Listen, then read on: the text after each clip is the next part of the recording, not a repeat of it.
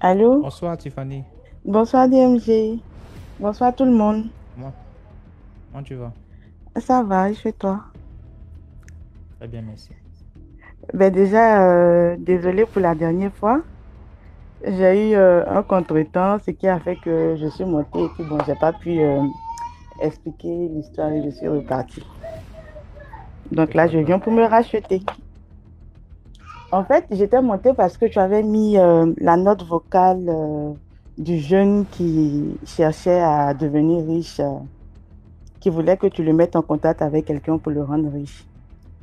Ça fait que je me suis rappelé d'une histoire. En fait, l'histoire, c'est deux brouteurs, deux amis du quartier qui ont voulu devenir brouteurs et ils ont décidé de partir voir un marabout pour leur permettre d'avoir de l'argent plus rapidement. Donc, ils font leurs enquêtes, on les met en contact avec quelqu'un, ils vont voir le monsieur. Et arrivé là-bas, il y a un qui désiste. L'autre, il dit non, lui, il doit devenir riche coûte que coûte. Donc, il fonce. Donc, le monsieur, il dit à celui qui a désisté là d'attendre dehors, il s'entretient avec celui qui était intéressé. Donc, il lui pose la question, tu es sûr que tu veux faire le médicament? Il dit oui, je veux. Il lui repose la même question trois fois. Il dit oui, lui, il faut qu'il devienne riche. Il dit ok.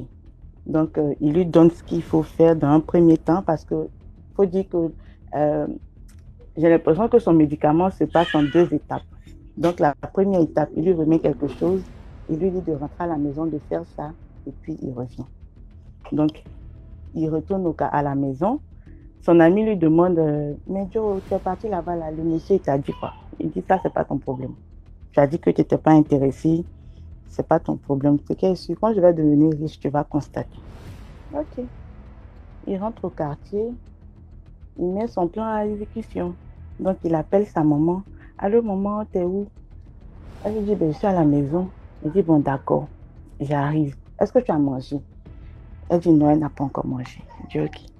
Je vais acheter le poulet. Apparemment, le poulet est à l'honneur ce soir. Je vais acheter du poulet braisé. Je viens. On va manger ensemble. Elle dit, ok, je t'attends. Donc, il vient avec le poulet braisé. Lui et sa maman, ils mangent. Ils finissent de manger. Sa maman buvait du thé chaque soir. Donc, il lui dit, maman, laisse, je te fais ton thé. Donc, il fait le thé de la maman, il lui donne. À peine la maman boit le thé, elle est prise d'un sommeil pas possible. Elle ne comprend pas. Mais elle va dormir puisqu'elle a tellement sommeil. Le jeune, il est là, il observe. Il observe les agissements de la vieille, tout ça. Ok. Quelques jours passent, il refait la même chose. Maman, attends-moi, je viens avec la nourriture, on va manger. Ok. Il finit, il lui fait son thé et la maman va dormir. Et cette fois-ci, il met maintenant son plan à exécution. La maman se réveille le matin vers 6 heures par là. C'est une maman âgée. Elle va prendre sa douche. Elle se rend compte que elle est lisse comme une jeune fille de 10 ans.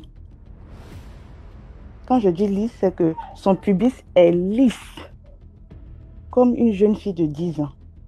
Elle ne comprend pas.